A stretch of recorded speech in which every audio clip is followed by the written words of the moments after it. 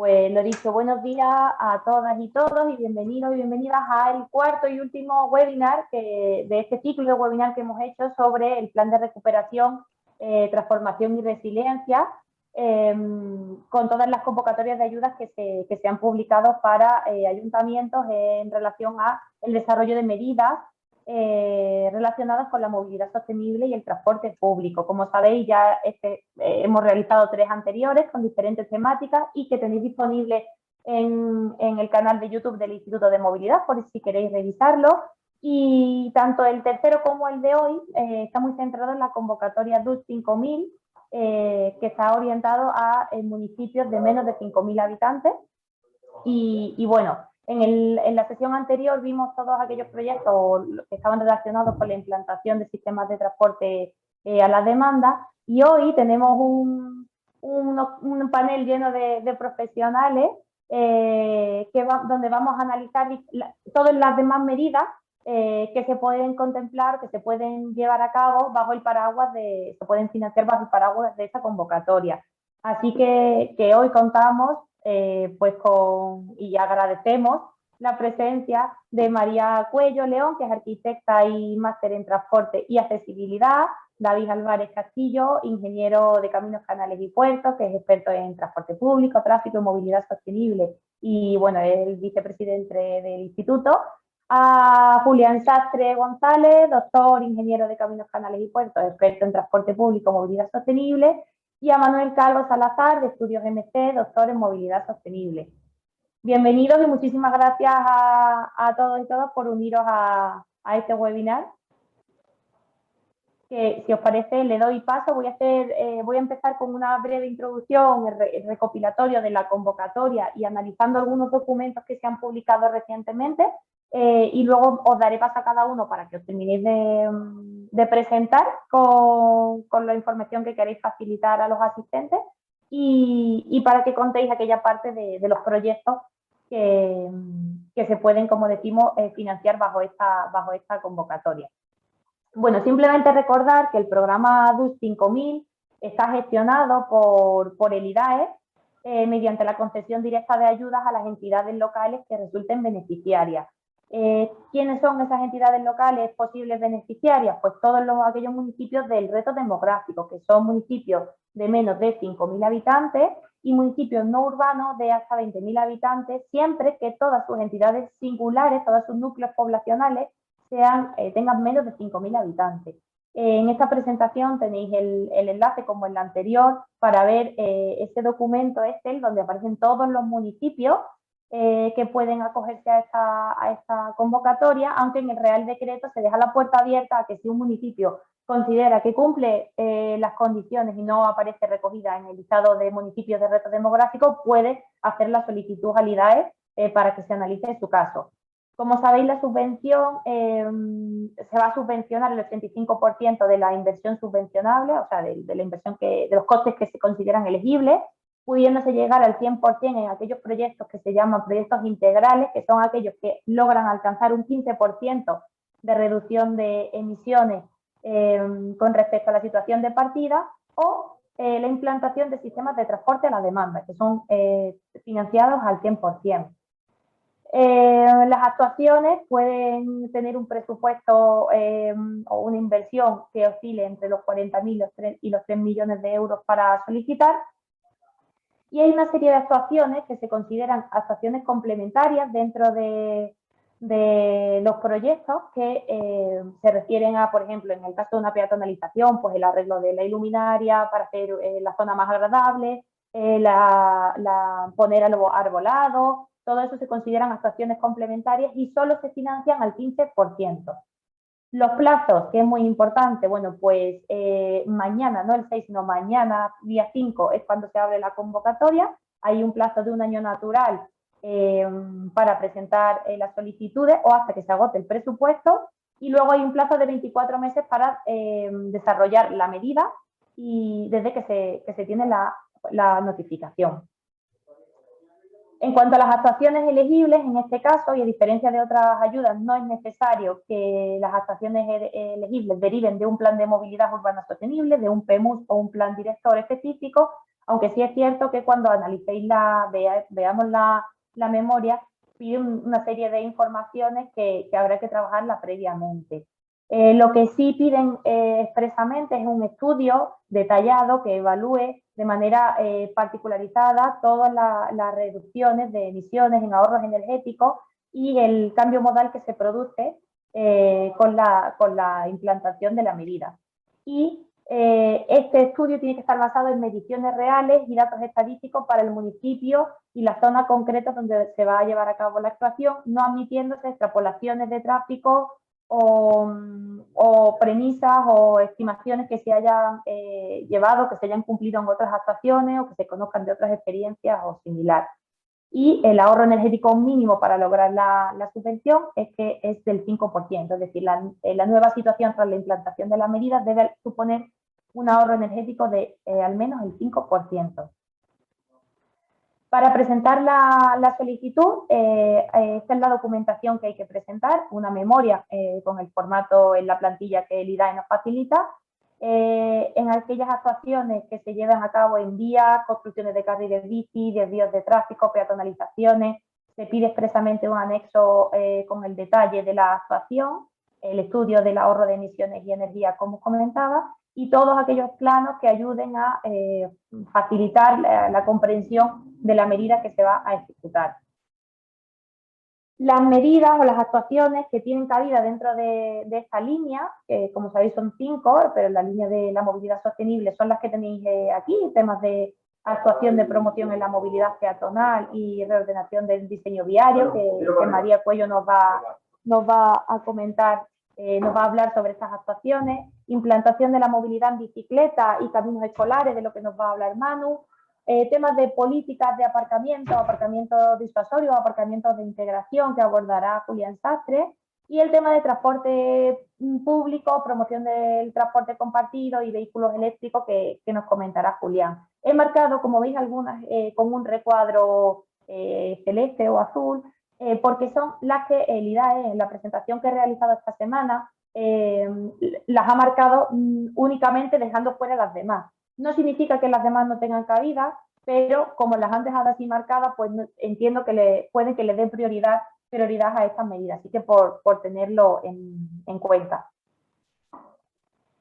La memoria, ¿qué memoria es la que hay que presentar y qué contenido tiene y qué nos van a pedir? Bueno, la memoria, si habéis trabajado en ocasiones anteriores con el IDAE, es muy similar a la de la convocatoria anterior de economía baja en carbono, donde por una parte nos piden la identificación de la actuación concreta, se pueden incluir una o varias actuaciones, dónde se va a desarrollar, las características del ámbito, y una breve descripción de la actuación o las actuaciones.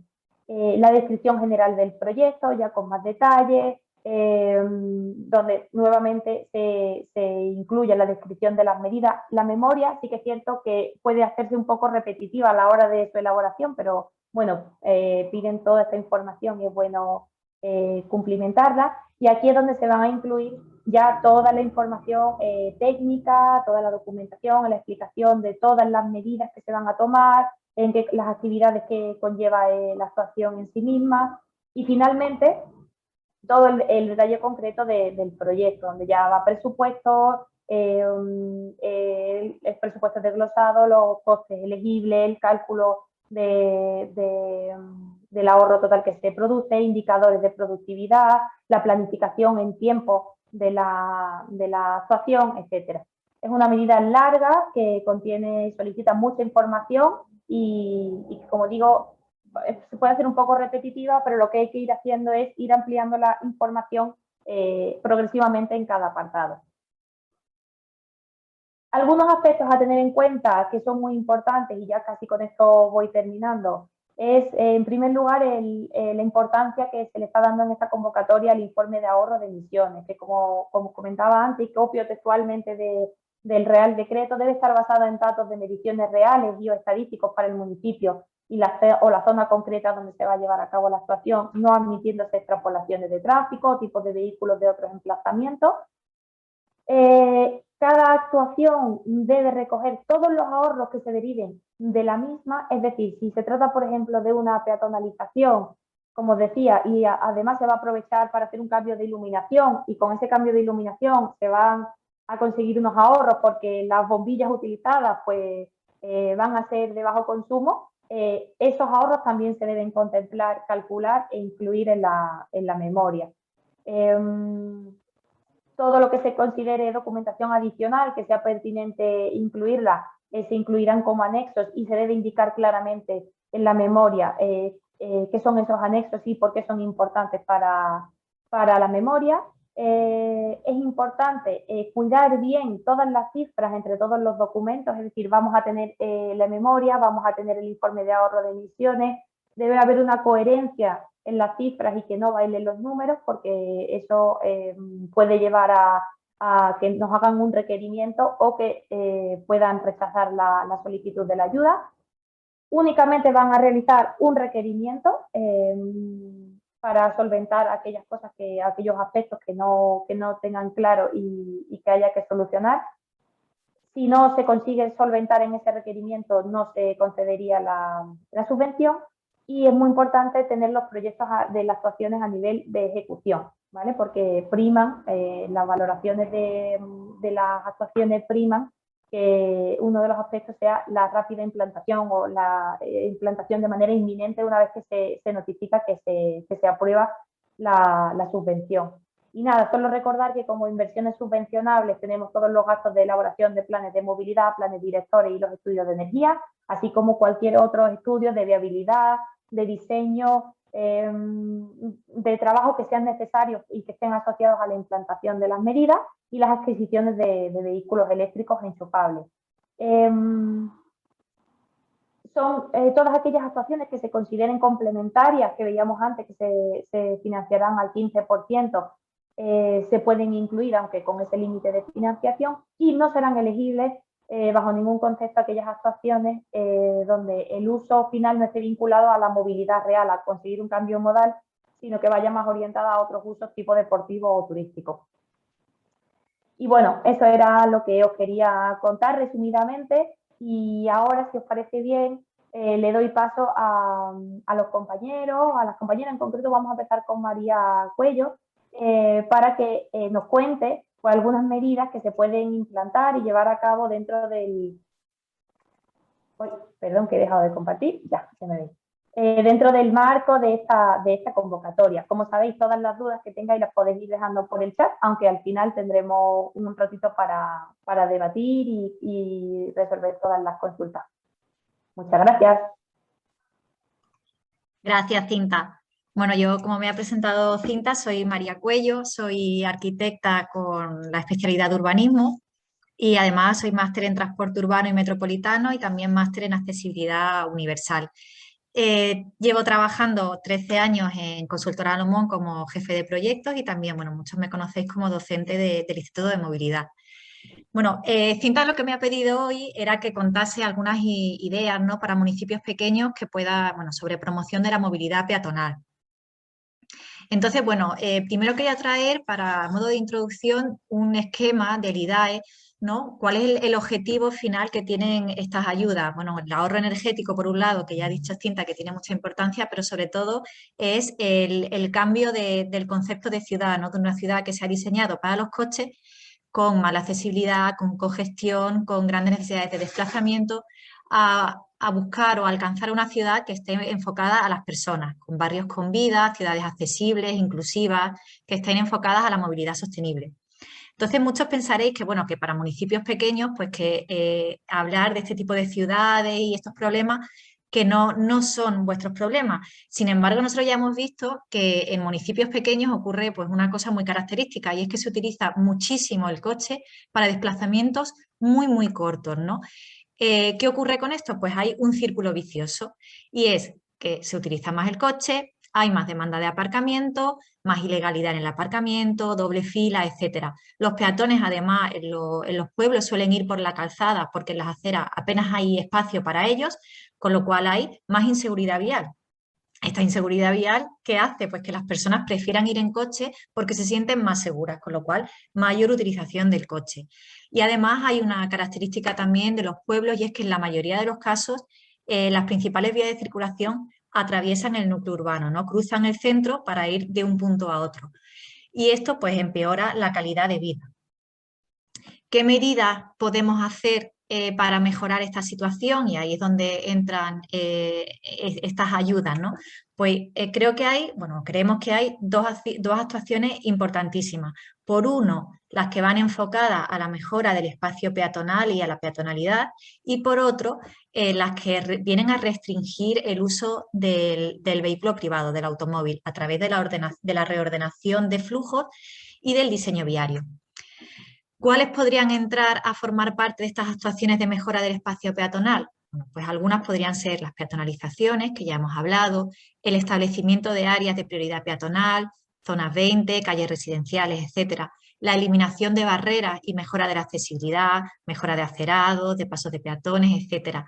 La mejora de la peatonalidad en algunos ejes, pues ampliando aceras, dotando de arbolado, mejorando la iluminación, etcétera.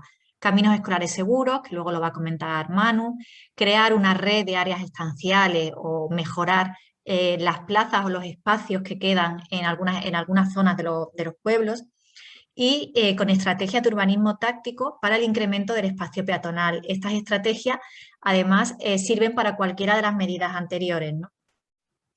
Y luego, en cuanto a la reordenación y diseño del tráfico, bueno, pues podemos tener restricciones de paso por determinadas calles, zonas 30, zonas 20 o de calmado de tráfico, bucles de circulación para evitar el tráfico de paso, ¿no?, que hemos comentado que cruza el centro urbano para llegar de una manera más rápida de un extremo a otro del pueblo, la mejora de las intersecciones conflictivas, de los puntos negros y el entorno de equipamiento, que serían zonas de especial sensibilidad, como pueden ser colegios, centros de salud, etcétera. Un plan de señalización urbana de orientación, que además debe ir vinculado a la reordenación que hagamos del viario. Y por último, bueno, la regulación de la velocidad en el viario urbano.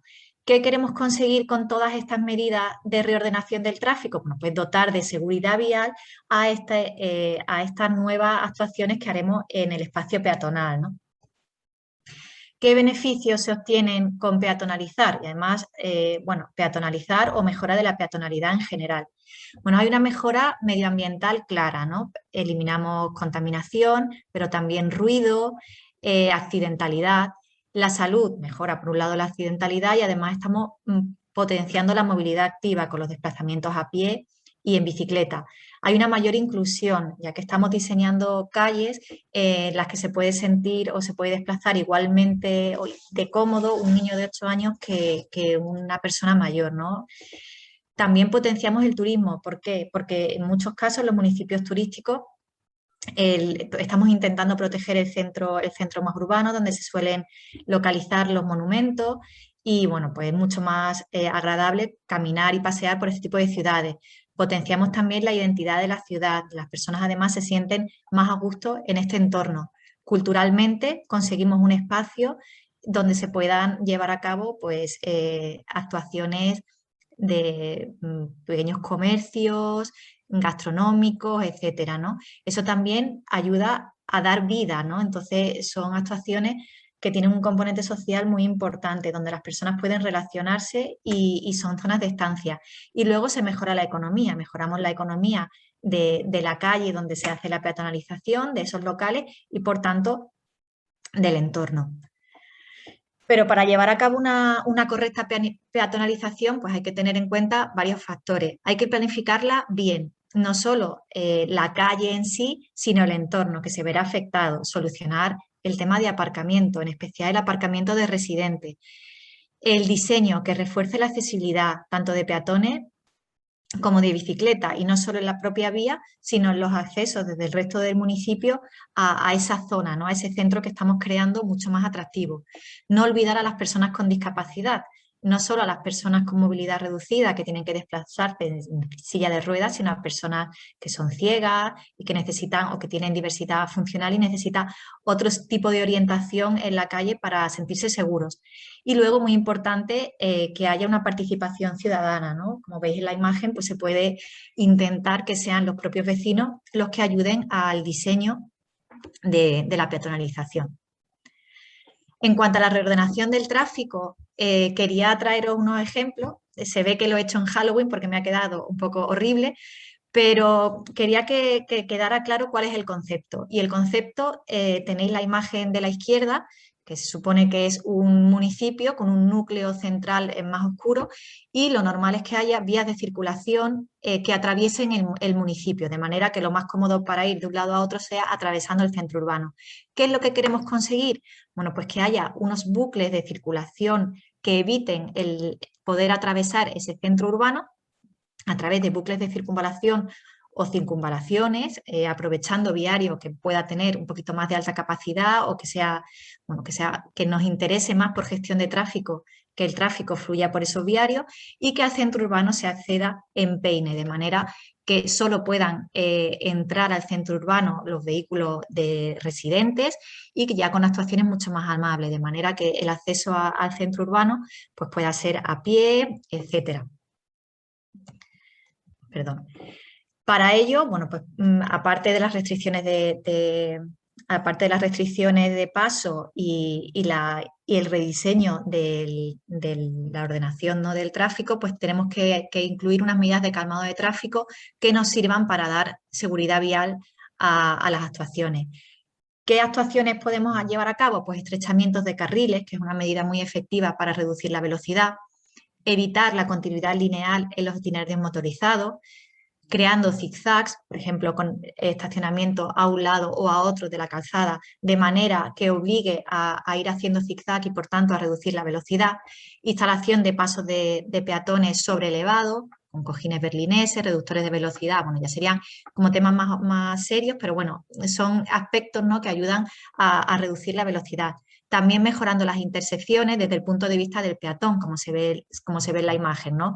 Al final se trata de eliminar espacio en la calzada que además está desaprovechado y darlo a otros usos. En este caso, bueno, pues se han creado, para empezar, un paso de peatones mucho más estrecho, con lo cual es mucho más seguro, con mayor visibilidad, y bueno, luego se ha dotado de dos zonas de estancia a ambos lados de la vía. En cuanto a peatonalización, hemos hablado de que es importante una buena planificación. Para ello, llevarla a cabo por fases de implementación, creemos que es una medida muy importante, porque bueno, en muchos casos puede causar cierto rechazo. En esta imagen, bueno, veis una peatonalización temporal de la Gran Vía de Aracena, se corta el paso y se promueven pues, las actividades, como en este caso de mercadillos, etcétera. En una siguiente fase, pues se hará una actuación con urbanismo táctico y ya en el futuro, si hay presupuesto y si encaja y tal, pues se llevará a cabo una actuación ya más definitiva. Aquí veis la calle Heraclio, no me acuerdo cómo se llama, bueno, en La Laguna, Heraclio Sánchez creo que sí se ha llevado a cabo una actuación de urbanismo táctico.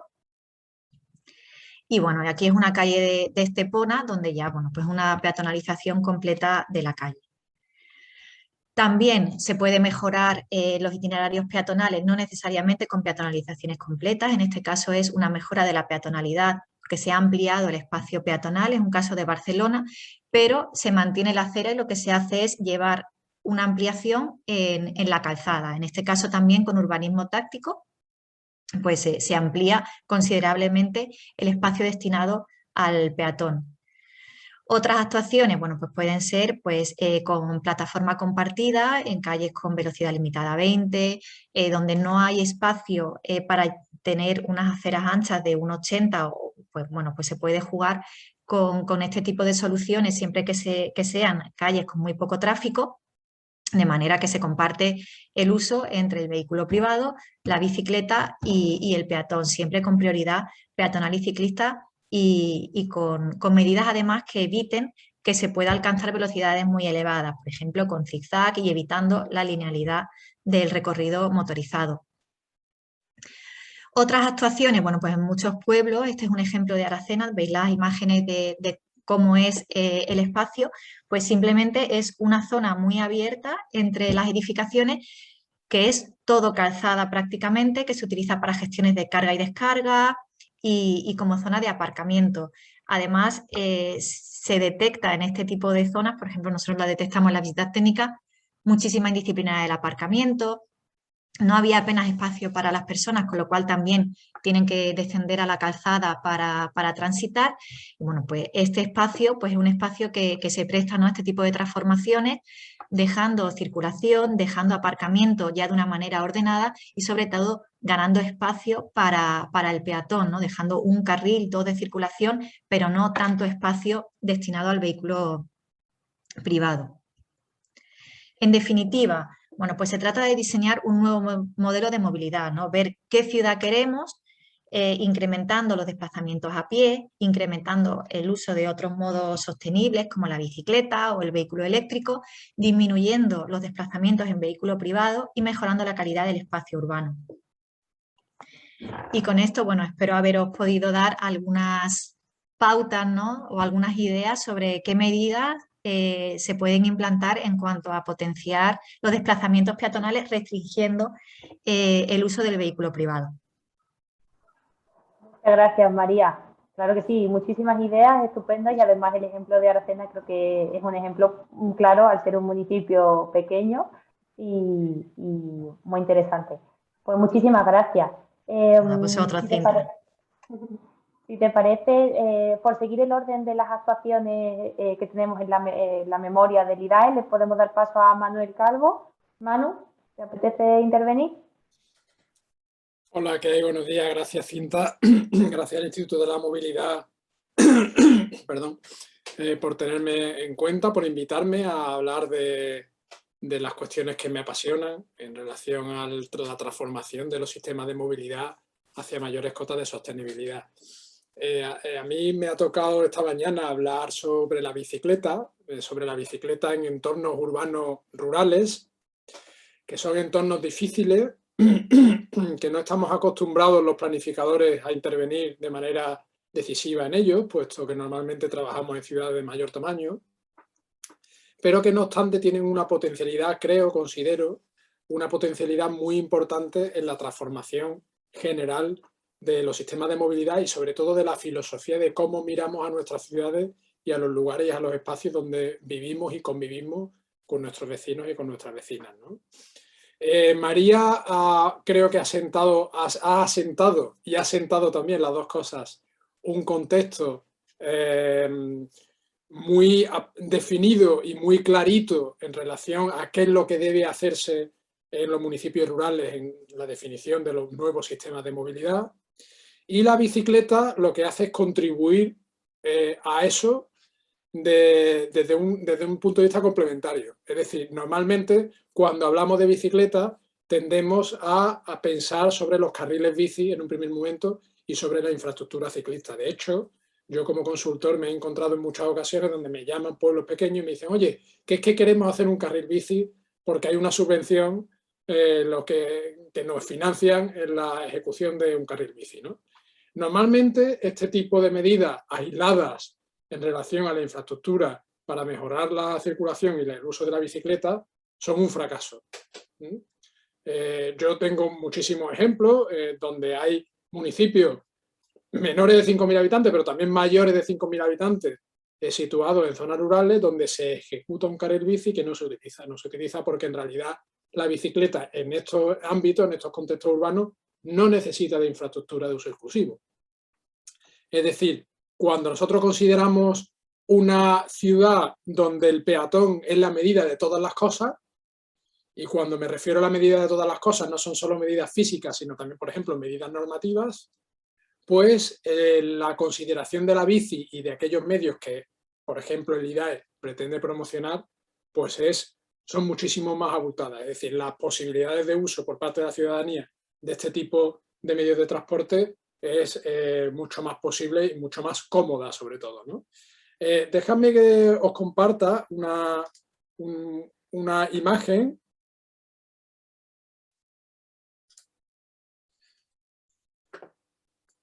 Esa es una imagen que está realizada, se ve bien, ¿no? En un pueblecito de la provincia de Salamanca, y es la imagen que me va a acompañar durante la pequeña charlita que voy a dar hoy, ¿no? Es decir, no voy a enseñaros esquemas, listas, datos, ni nada, ¿no? Es un pueblo donde la bici no se utilizaba, y este verano me encontré la magnífica sorpresa de que se ha instalado un parque de niños y todo el parque alrededor estaba lleno de bicicletas. ¿Por qué? Pues porque se han implantado una serie de medidas perdón, de calmado del tráfico, que es todo lo que María nos ha estado contando con anterioridad, ¿no? Es decir, se ha considerado, no en todo el pueblo, sino solo en algunas vías importantes, algunas consideraciones y se han implantado algunas de las medidas de las que María ha estado hablando, ¿no? ¿Qué significa calmado del tráfico? Aparte de lo que María ha dicho, significa que no se pueda ir físicamente a más de 20 km/h en un vehículo motorizado.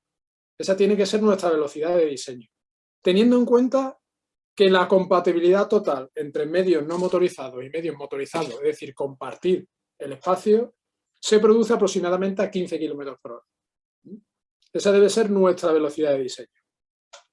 Ya sea con medidas de urbanismo táctico, ya sea con medidas un poquito más potentes en relación al uso al calmado del tráfico, ya sea con la modificación del esquema de movilidad y de tráfico con la accesibilidad en peine, como bien ha explicado María, etcétera. Lo cierto y verdad es que esa convivencia total entre los peatones, los ciclistas y el vehículo motorizado se produce entre 20 km/h y velocidades menores. Es decir, pensar la ciudad, como bien decía María, para la persona de 8 años y para la persona de 80 años. Y también decía que había que aplicar medidas de prioridad no solo físicas y de tráfico, sino también normativas. En viarios donde las aceras son tan reducidas, que es algo común, es decir, es el paisaje habitual en las calles de nuestros pueblos, la prioridad normativa la tiene el coche en la calzada. Con lo cual estamos hablando de que esa prioridad normativa, es decir, si se produce un atropello, quien tiene la culpa en ese caso es el peatón porque andaba por la calzada. Y la calzada ocupa el 90% de la sección. Y en muchas ocasiones, como bien decía María, todo el mundo anda por la calzada. Esto tiene que cambiar, es decir, yo algo que aconsejo desde el punto de vista de la gestión de la movilidad en los pueblos y ciudades o poblaciones menores de 5.000 habitantes, es siempre que haya un mando del ayuntamiento o un cambio de normativa municipal donde se establezca que todo el casco urbano sea de prioridad peatonal. No peatonal, sino de prioridad peatonal. Porque con esto se asegura o se implanta una seguridad jurídica ampliada del resto de usuarios que utilizan la vía y las calles, ¿no? Es decir, al final estamos hablando de que hay que considerar el peatón como la medida de todas las cosas, porque la bicicleta viene absolutamente después, ¿no? Es decir, la bicicleta es un instrumento que, cuando la orografía lo permite, que también es un asunto importante en muchos pueblos, se utiliza si las condiciones para el peatón son también las adecuadas, sin la necesidad de que haya infraestructura de uso exclusivo. Y esto es muy importante, ¿no? Después, en cuanto a los caminos escolares, también me gustaría señalar la necesidad de que, aparte de las medidas que se puedan hacer en relación a unas campañas concretas, en una semana concreta, con pedibuses o con actividades donde se implican a los padres, a las madres, a los niños, a las niñas y a la comunidad educativa en su conjunto, es importante que existan medidas de transformación física también destinadas al calmado del tráfico, incluso a la imposibilidad de llegar con el coche hasta la puerta en los alrededores de los centros escolares. Es decir, al final lo que tenemos es que romper ese círculo vicioso del que hablaba María, donde el empeoramiento de la calidad ambiental que lleva la circulación rápida de los coches lleva a un mayor uso de los coches por aumento de la inseguridad vial. lo que hay que hacer es romper de alguna manera con las tijeras de las medidas del calmado del tráfico esencialmente y la transformación del entorno urbano de ese círculo vicioso para entrar en otro círculo vicioso virtuoso donde la gente anda, la gente utiliza más la bicicleta y por tanto también se realiza o se produce un efecto llamada a más gente utilizando estos medios de transporte que nos benefician a todos, ¿no? Yo no quiero despedirme sin realizar un comentario relacionado con la convocatoria en concreto y en la necesidad de establecer una serie de estudios ambientales, ¿no?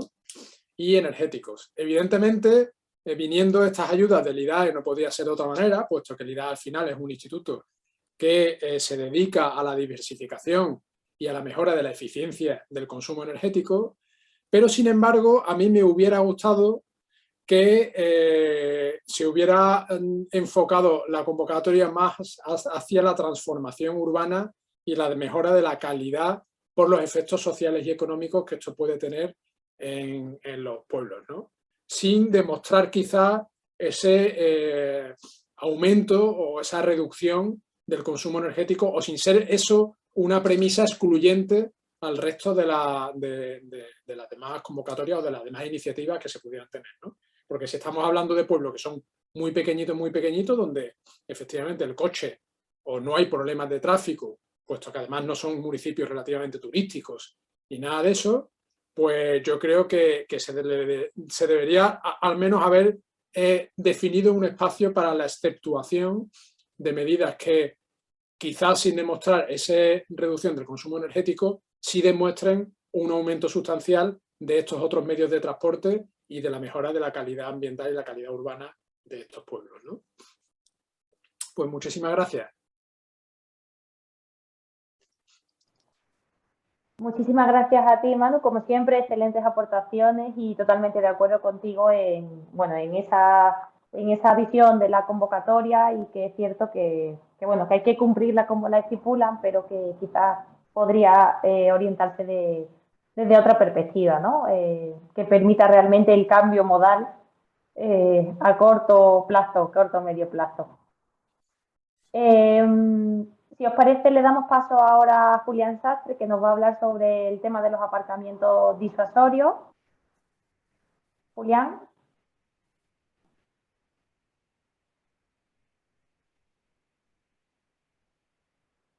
Adelante.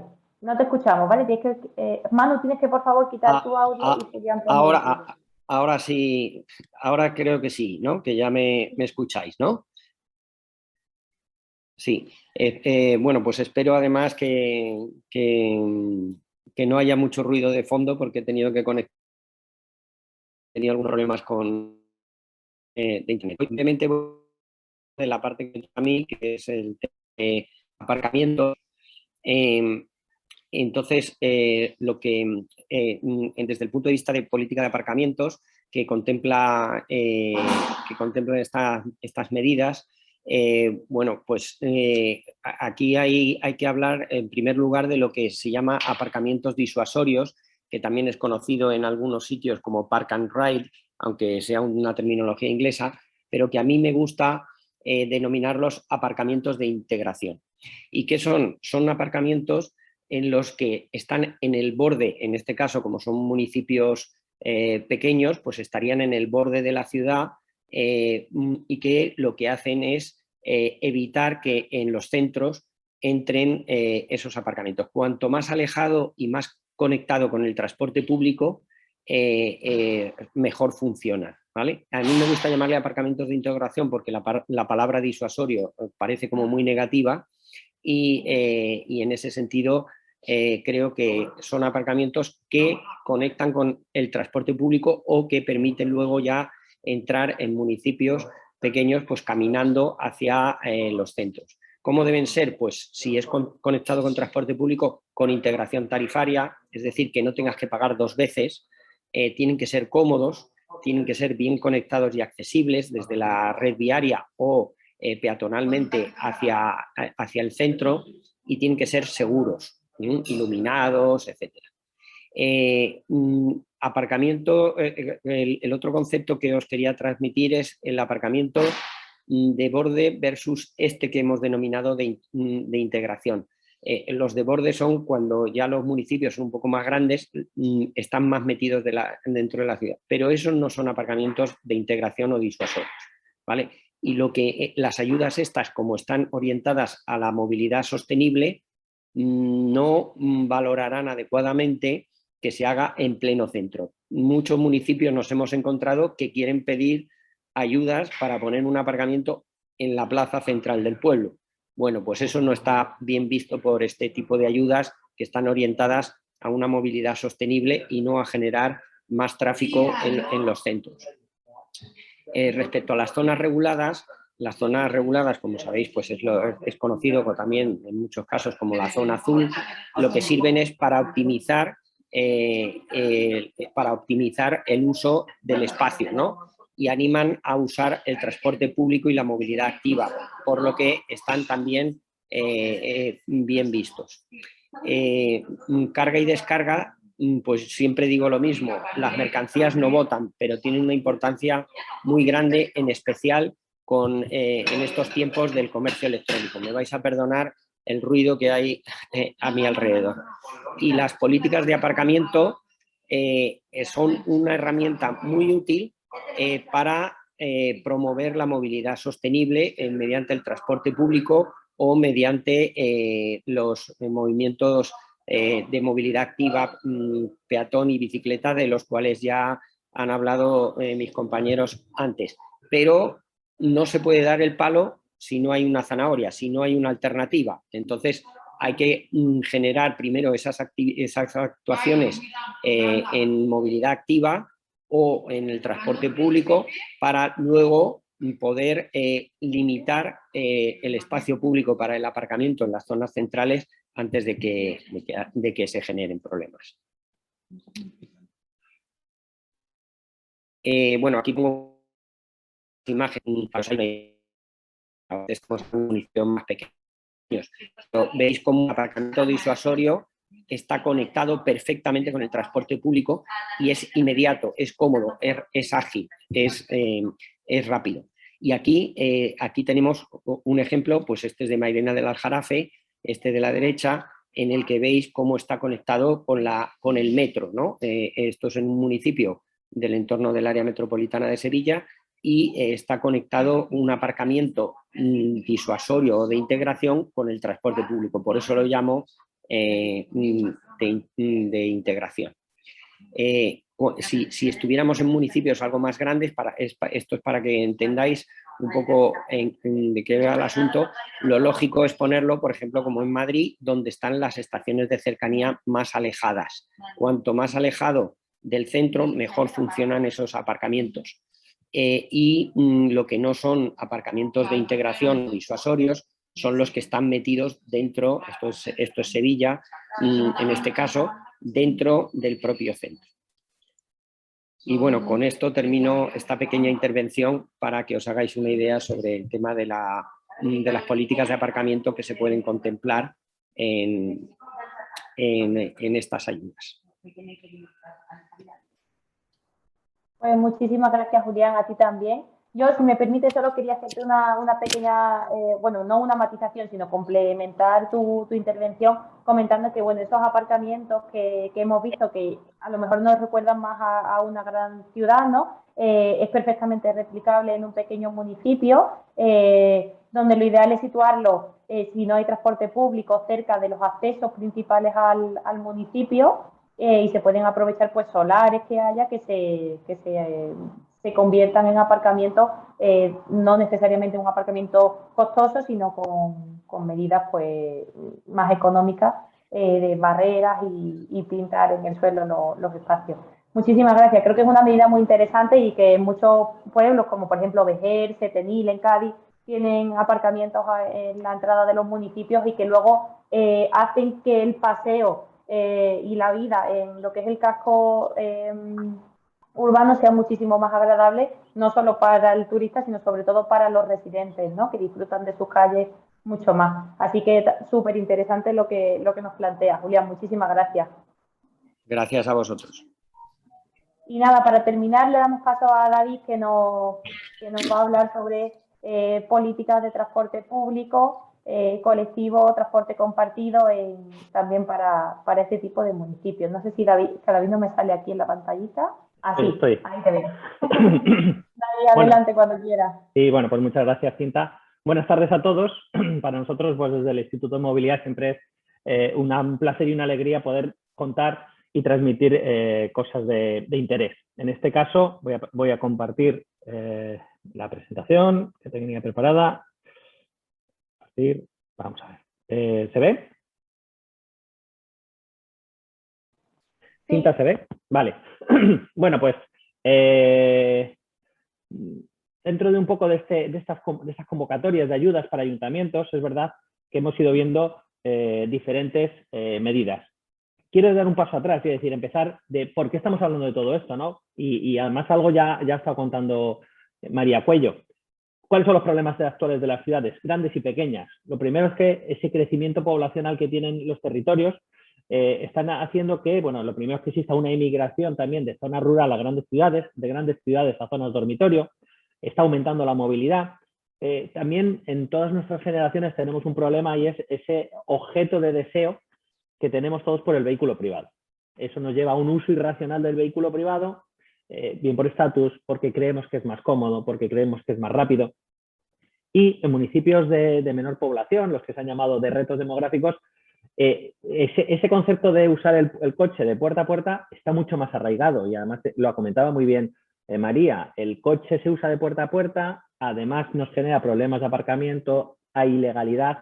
Al final, el que sale perdiendo siempre es el peatón, es incluso la ciudad. Un momentito, aquí esto no lo veo. Vale.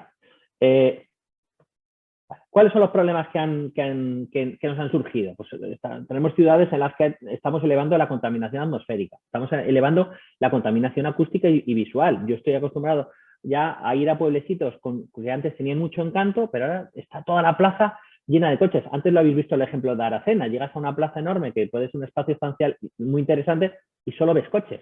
Eso es un problema.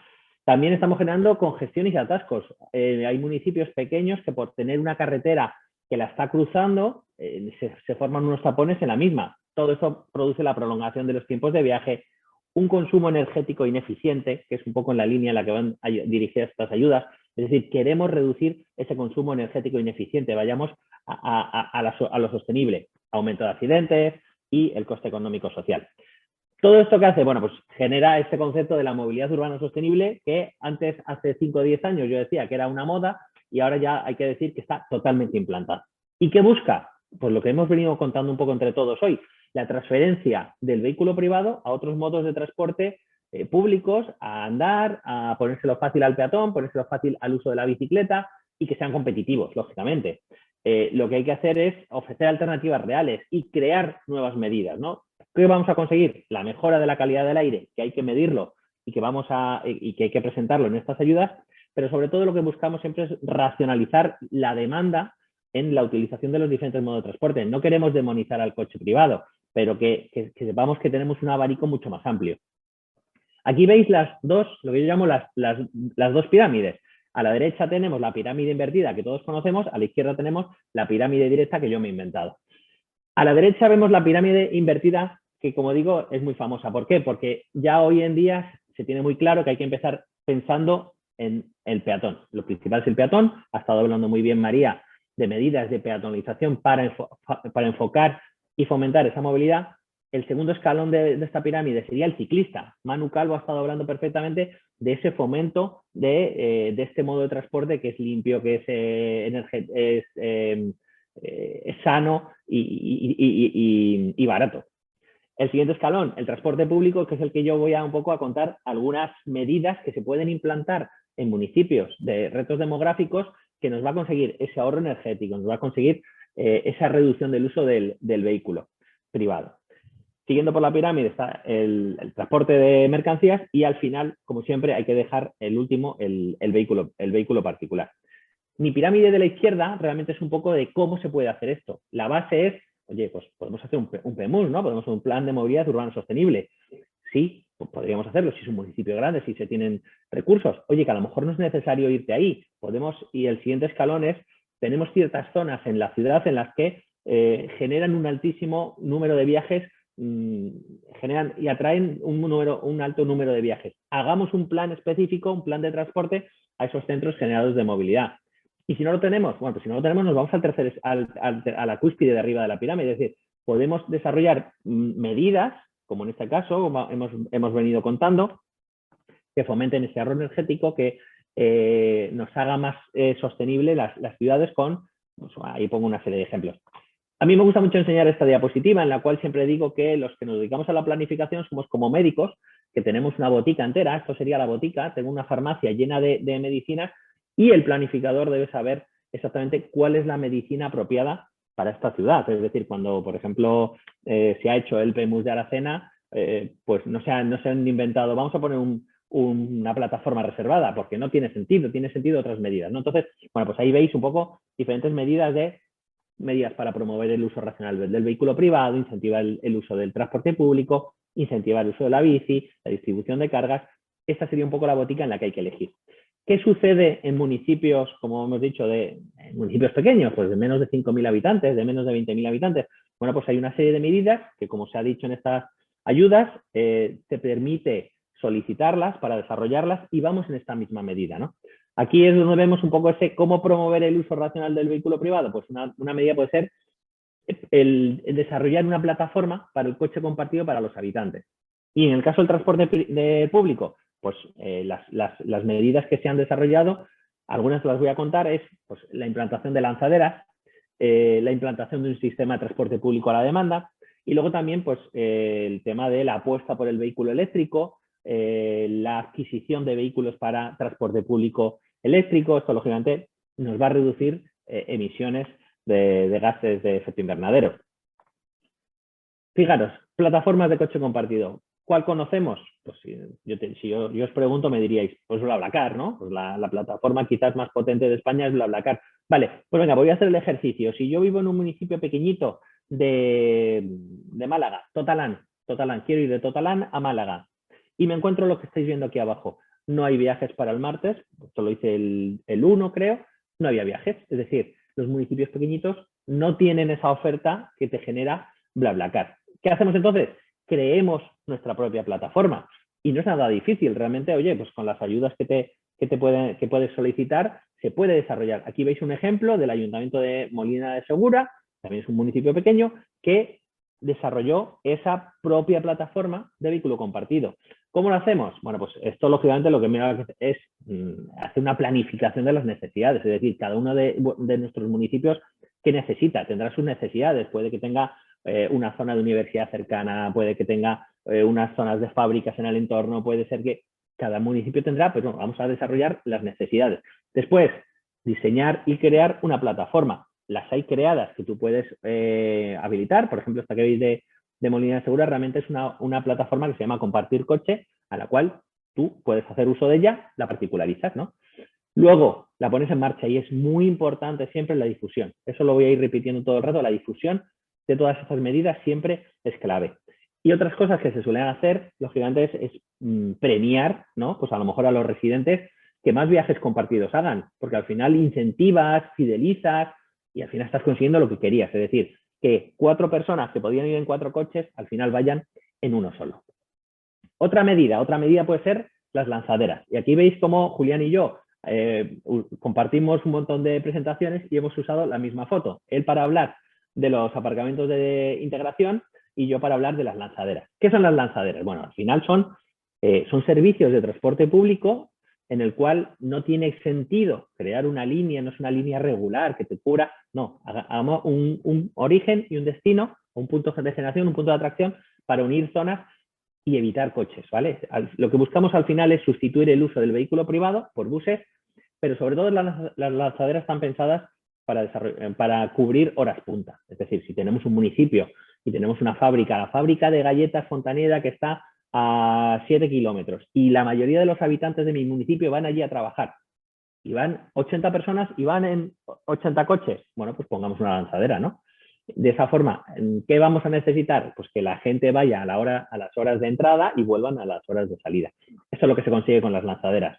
Las ventajas, lógicamente es barato crear una lanzadera, es más cómodo, te olvidas de que tienes que ir con tu coche, es sencillo desarrollarlo, es sostenible. Como digo, estamos quitando coches, estamos reduciendo emisiones para que un número de personas compartan un mismo autobús. Es flexible porque al final una lanzadera dices, oye, mira, que es que nos han adelantado la hora, pues adelantemos la hora de la lanzadera. El complemento ideal, como ha dicho antes Julián, el aparcamiento de integración. Fijaros en la foto, es una lanzadera con un park and ride de Londres, de tal forma que tú llegas con tu coche, lo dejas allí, coges la lanzadera y te plantas en un momento donde quieres llegar. ¿Cómo se ejecutan estos servicios? Bueno, pues lo primero, un punto de planificación. Planifiquemos en qué zona estoy, cuáles son las que quiero cubrir, qué rutas serían las más ideales, qué horarios tendría que atender. Hacer un pequeño estudio de demanda, es decir, vamos a hacer unas encuestas y unas entrevistas para ver esas personas si usarían una lanzadera, que estimemos más o menos cuántas personas podrían usarlo. Y luego una evaluación de costes, lógicamente. Oye, ¿qué tarifas vamos a poner para que el coste quede cubierto o qué subvención habría que añadir? Y luego implantarlo y difundir, ¿vale? Estos serían las lanzaderas. Y otra de las cosas que se presta especial atención a estas subvenciones, estas ayudas, son el transporte a la demanda. De hecho, fijaros, como decía, que el 100%, se subvenciona el 100% de los proyectos integrables si se consigue una reducción del 15% o transporte a la demanda, ¿vale? Entonces, el transporte a la demanda es una de las mejores medidas, sobre todo en municipios de baja población. ¿Por qué? Porque normalmente el servicio de transporte regular interurbano, por ejemplo, no atiende adecuadamente las necesidades de los municipios pequeños. Están pensadas en los grandes municipios y en ir pasando por municipios pequeños, pero mi ruta pasa cuando puede o cuando me encaja. Bueno, pues para eso está el transporte a la demanda, es decir, solamente hay servicio, solamente hay oferta cuando sé que hay demanda. Es decir, si sé que hay viajeros, les presto servicios. Esto sería un poco el espíritu, la filosofía del transporte a la demanda. Y además ejemplos hay muchos. Puede ser con buses, que es lo normal, o puede ser con taxis, que de hecho es un poco el ejemplo que traigo porque me parece el más interesante en medios rurales de municipios de retos demográficos. ¿Cómo se implanta un transporte a la demanda? Oye, pues puedo tirar de altos niveles de tecnología, creando una app, creando una web, o podemos recurrir a una simple llamada de teléfono al ayuntamiento para decir, oye, mira, yo mañana quiero viajar, ¿vale? Estos servicios de transporte a la demanda suelen tener siempre muy buena acogida y siempre es clave la difusión. Como digo, aquí os muestro un ejemplo que es en el cual yo me siento el papá o la mamá, porque participé en el desarrollo de este proyecto, que era el Programa Andaluz de Transporte Público Interurbano de Viajeros a la Demanda en vehículos taxi, en municipios de débil tráfico.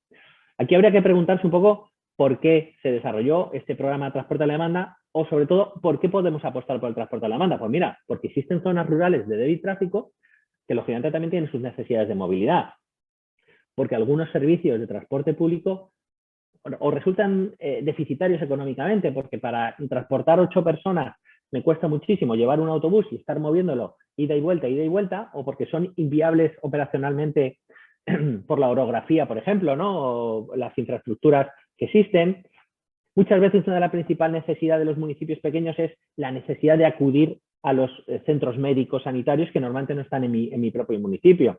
Y también porque al final vamos a conseguir unos ahorros de costes económicos y ahorros medioambientales. Fijaros, aquí os diría, oye, ¿y sabéis por qué usamos el taxi? Pues mira, al final era porque las demandas que se iban a conseguir entre municipios muy pequeñitos y los municipios más principales comarcales a los que iban a acudir, pues eran de entre 2 y 4 viajeros. Hombre, poner un autobús para 2 personas, 3 personas, 4 personas, pues a lo mejor no tenía sentido. Pero es que el taxi era el vehículo ideal. También por las distancias, son trayectos a lo mejor eran entre 20 y 40 kilómetros, donde nos resulta un modo de transporte competitivo. Como sabéis, cada modo de transporte tiene su distancia competitiva. Los costes por kilómetro eran incluso más competitivo el taxi, que tiene aquí en Andalucía la tarifa es de 0,58 euros por kilómetro, frente al coste de autobús, que es aproximadamente 1,30. Es decir, el autobús me empieza a ser rentable cuando tengo que poner 3 taxis a lo mejor. En ese caso ya hay que optar por el autobús. y también porque nos daba otra serie de ahorros, ahorro de mantenimiento, ahorro en combustible, mejor velocidad, etc. Aquí veis un poco, se desarrollaron creo que hasta 20 rutas, aquí veis un ejemplo, esto era unir un servicio en Almería, en la provincia de Almería, que era Lucainena de las Torres, de 614 habitantes, y Turrillas, de 229 habitantes, es decir, atender dos pequeños municipios de 843 habitantes con Tabernas, que es el principal municipio, no solo para poder ir allí a hacer gestiones administrativas, compras, etcétera, sino también para coger el autobús que te llevaba a Almería, ¿no? ¿Qué se desarrollan? Pues se desarrollan una serie de servicios bien a la semana, bien al día. Por ejemplo, aquí se decidieron que 2 días a la semana, lunes y miércoles, con 4 servicios al día, 2 de ida y 2 de vuelta. Se establecía la hora adecuada, pues que salga el taxi a las 7:30 de Lucainena para que llegue a Tabernas a las 8:15, que es una hora ideal para poder empezar a hacer las gestiones o para conectar con el transporte público. Se hace una estimación de demanda y unos precios, ¿vale? ¿Cómo funcionaba? Bueno, pues o cómo funcionan en general los sistemas de transporte de la demanda. Se fija una planificación con unos servicios o cada día se adecua a lo que se requiere. Se hace un acuerdo, en este caso con los taxistas o con el taxista para que preste el servicio. Teníamos un municipio promotor, que es el que recibía las llamadas el día anterior, de tal forma que iba anotando. Si había servicios o si había demanda, por la tarde se avisaba al taxi y dice, mañana tiene servicio, perfecto. El día del servicio, el taxista empezaba su ruta a las horas establecidas. Además, en este caso, se bonificaba bastante, al viajero solamente pagaba el 8% de lo que costaba realmente el servicio. El taxista después informaba al ayuntamiento del total de viajeros que había tenido para corroborarlo con los datos que tenía el propio ayuntamiento y finalmente, pues al final de mes, se emitía una factura y así es como funcionaba el transporte a la demanda, que más o menos puede ser como puede funcionar en muchos sitios. Bueno, he querido mostrar varios ejemplos, varias medidas que sin duda se consigue ese cambio modal, es decir, que dejemos coches en casa, que usemos coche compartido, que usemos una lanzadera, que usemos el transporte a la demanda para conseguir ese ahorro energético que se busca para conseguir mejores ciudades en general. Y esto es un poco todo, Cinta. Pues muchísimas gracias, David, también súper interesante y bueno, como comentas, en la realidad rural, ¿no?, donde hay muchos núcleos dispersos de muy baja densidad poblacional, pues sistemas de transporte de este tipo son fundamentales para poder conectarlos, especialmente a aquella población pues más envejecida y que es cautiva o está a expensas de poder depender de los hijos, de los vecinos, de las vecinas para moverse al centro de salud, al centro médico, al hospital o lo que sea. Así que es súper interesante y complementa muy bien la intervención de Rainer en el webinar pasado, que también nos habló de transporte a la demanda. Pues bueno, hasta aquí hemos llegado con este cuarto webinar. En el chat no hay preguntas, no sé si alguno de los asistentes tiene alguna duda. Yo solo recordaros que os enviaremos un email hoy con el enlace a la grabación y con algún material adicional que tenemos de la convocatoria. Esta semana pasada seguramente como municipio recibiréis la convocatoria de unas jornadas del IDAE explicando mucho más, bueno, casi lo mismo que yo expliqué en el webinar anterior, sobre la convocatoria, los requisitos que piden, la fecha, todo eso. Así que os dejaré la presentación para que la veáis también y la tengáis a mano, que lo que hace es un resumen del Real Decreto, que igual el Real Decreto se hace muy denso de leer, pero las presentaciones siempre son mucho más amables. Creo que no hay ninguna duda. El que quiera hablar, que hable ahora o calle para siempre. De todas formas, bueno, creo que tenéis nuestros contactos y si no os los facilitamos, porque estamos a vuestra disposición para cualquier duda, sugerencia, comentario que necesitéis, que queráis hablar con nosotros en relación pues a estos temas. Vale, pues nada, muchísimas gracias a todos los asistentes y sobre todo a los ponentes que dedican este ratito de sus apretadas agendas para compartir con nosotros sus experiencias y sus conocimientos. Muchísimas gracias y bueno, pues damos por finalizado el webinar 4 y el ciclo de webinars que esperamos que haya sido de vuestro interés. Un abrazo enorme. Un abrazo a todos. Gracias. Hasta luego. Muchas gracias. Chao. Chao, chao.